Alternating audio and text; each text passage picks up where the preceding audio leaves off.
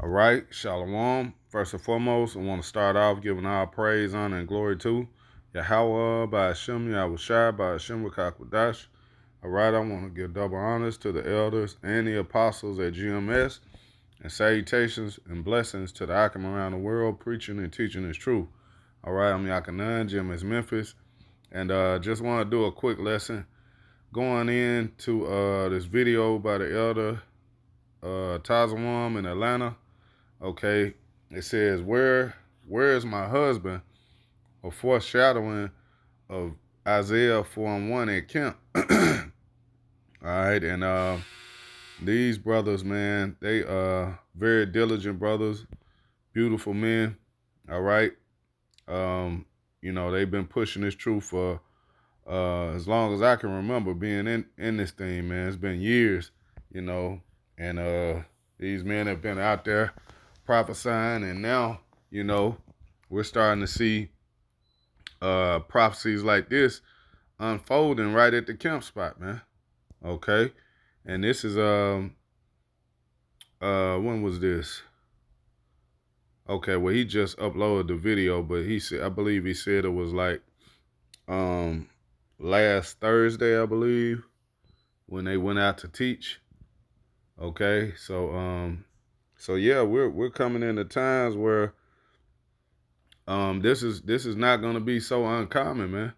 All right, as times start getting, harder and rougher, hey, a lot of these women are gonna start humbling down and coming to the realization that, hey, the Lord is dealing with us, man. He's dealing with these men, and they're going to do it in the same fashion of this woman that the elder is about to speak on. Okay, and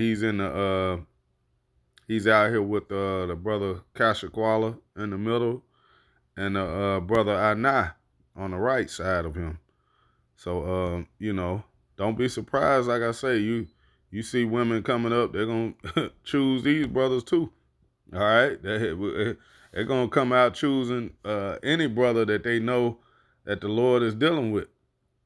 All right, so I'm gonna play a little bit of this video and grab a couple precepts, and Lord willing, it'll be edifying for the elect.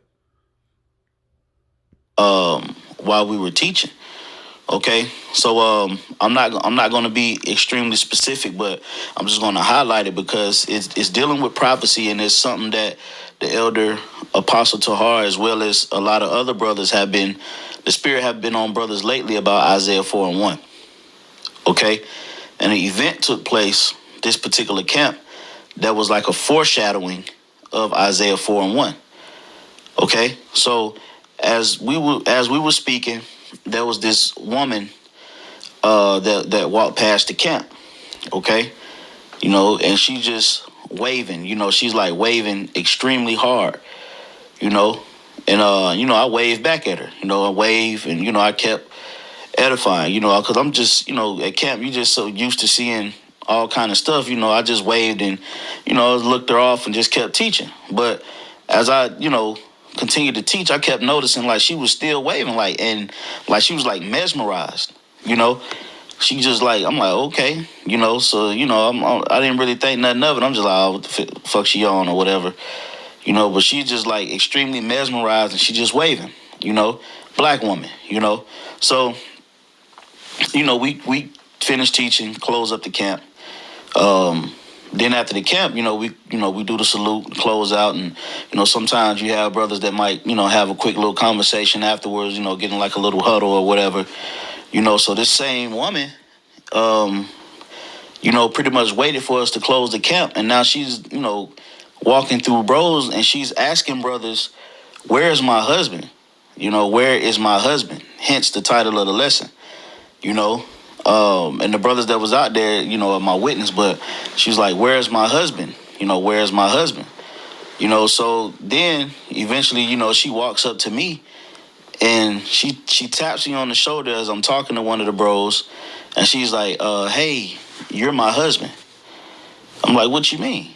She's like, "I don't know. It just, when I walked past and you were preaching, something came over me and told me that this is my husband, and I just wanted to come up." You see? She said something came over her and said, "This is your husband." You see? That's crazy. Hey man, so that lets you know right there, brothers don't have to worry about women, man. That's really a small thing. If you don't have a woman, so what? All right. Days and times are coming to where women are gonna be choosing, man. All right. You ain't gonna have to worry about a woman. They're gonna be looking for you. I'm gonna let the elder finish. To meet you and shake your hand and give you a hug. And I'm like, oh wow.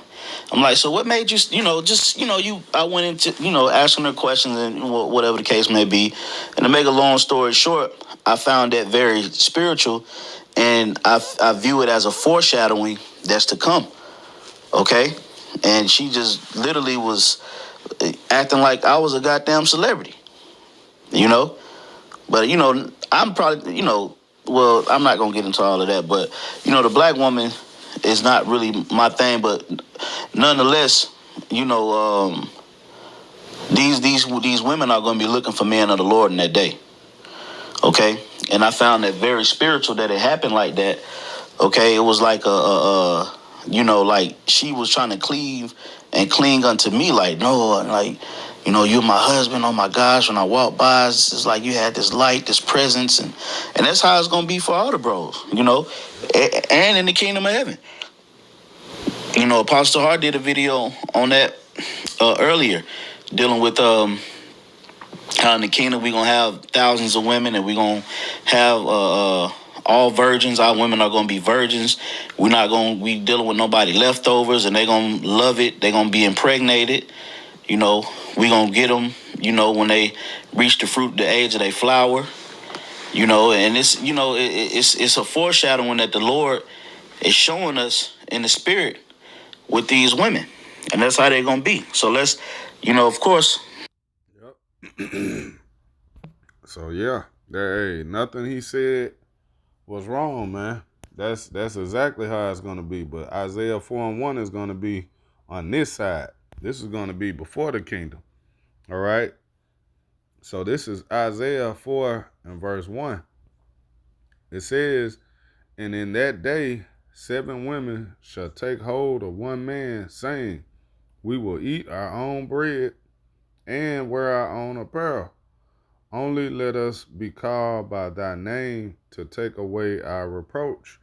Okay? Because, hey, these women are going to want to do whatever they can to get protection, man. All right? To get some sort of comfort out of Babylon, man. That's what women are really love the most, man, is comfort. Okay? And them struggling and catching hell, they're gonna see that, like, damn, I can't do this without a man. And you might just have a woman to come past the camp in the spirit, hit her and tell her, hey, that's your husband. All right? Like pretty much that woman did the elder brother. All right? The spirit could hit a woman and have her make eye contact with you and stop and just wait. Just stand there and wait on you to get done teaching, just so she can see what's up with you or choose on you. And that's something that's uncommon here in this day and time. As proud as these women are, they want a man to come to them.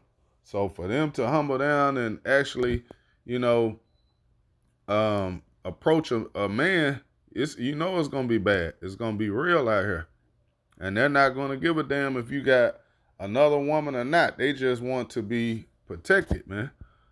That's why when we go into that number 7, what does it mean? It means completion. All right. So that could be any number, man. That could be 4. That could be 1. That could be 8 or 10. Whatever number it is for each brother, But hey, like the elder said, hey, other brothers they're gonna get their women too, man. The brother Kasha Kuala and the brother Anai, they got women waiting on them. as long as they continue to do the work and then doing this truth, as long as the Lord is dealing. Hey, this is prophecy, man.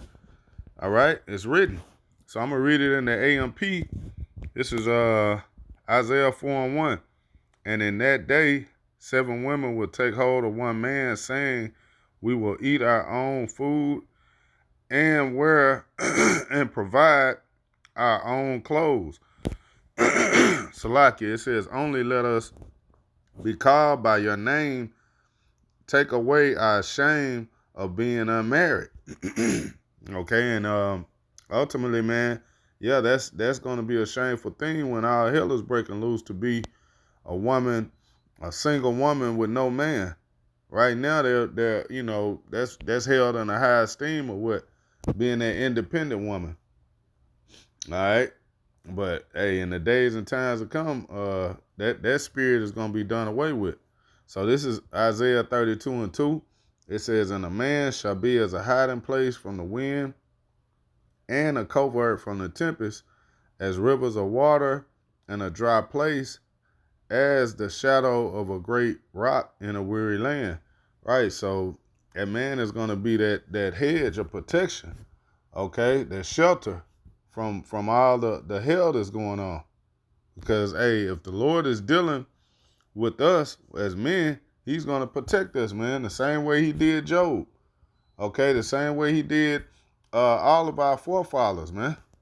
Okay, that's the mindset we have to have, going back to that precept in Sirach 2:10. Look at the generations of old. Okay, we understand the Lord, Yahweh Shem Shai, he's going to protect his men. And we know that, we believe that, and these women are going to see that. They're going to see that protection that's around the men of the Lord. And they're going to want to jump on board, man. They're going to want to be a part of that. And if it's of the spirit, they'll get chosen, man. But it's gonna be some women it's gonna be a lot of women that get pushed to the side, man. It's gonna get the Heisman. All right. It's gonna be a lot of women that's gonna get pushed to the side because hey, you had women that were with brothers, man, and did them dirty, and they're gonna try to spin the block and find their way back around to you, but it's gonna be too late. The Lord has He has this thing already set up on how it's gonna play out. We're just living it out, man. This is just another prophecy that's being fulfilled, man. So I'm gonna wrap it up here. This is just I just wanted to do a quick lamb back off of the elder. This is Isaiah 13 and I'm gonna start at 11. It says, "And I will punish the world for their evil, and the wicked for their iniquity. And I will cause the arrogancy of the proud to cease, and will lay low the haughtiness of the terrible." And you can equate that to women too, man. This is ultimately speaking of Esau Edom, but these women are proud as hell too. He's gonna lay. It says, "I will cause the arrogancy of the proud to cease." So hey, the proudness and the arrogancy of these women, that's gonna cease. They're gonna be humble. All right. It says Isaiah 13:12. "I will make a man more precious than fine gold, even a man than the golden wedge of Ophir." All right. And the AMP it says, "And I will make mortal man more rare than fine gold, and mankind scarcer than the pure gold of Ophir." Right, but hey, this is speaking on what? A man of the Lord, a man of Yahweh Shemal Shah. Because hey, that fine gold, that's us, man. Being tried in the fire. Like it speaks on in I believe that's Wisdom of Solomon, the 3rd chapter, man. Okay. So hey, that's a precious thing. You seeing a man that even throughout all the hell that's going to be going on, all the calamities, all the trouble, the Heavenly Father, Yahweh Shema Shai, has him protected, has a hedge around him, and he's shining like gold, man. All right, he's not fazed by it because what he know that the Lord is with him. All right, you don't think a woman is going to be attracted to that and wanna be a part of that so she can be saved and delivered? Hell yeah, because we're gonna ultimately, that's what we want, man. We want our Heavenly Father to save and deliver us, man. Okay, so that's why we got to continue to believe, have faith, keep pushing, pushing this truth, and keep having faith in Yahweh Shem Shah, man, and let everything else work itself out, you know. So, hey, I'm going to wrap it up here. Lord willing, it was edifying for the elect. Once again, I want to give all praise, honor, and glory to Yahweh, by Hashem, Yahweh Shai, by Hashem, Kakudash. All right, I want to give double honors to the elders and the apostles at GMS, and salutations and blessings to the elect. Shalom.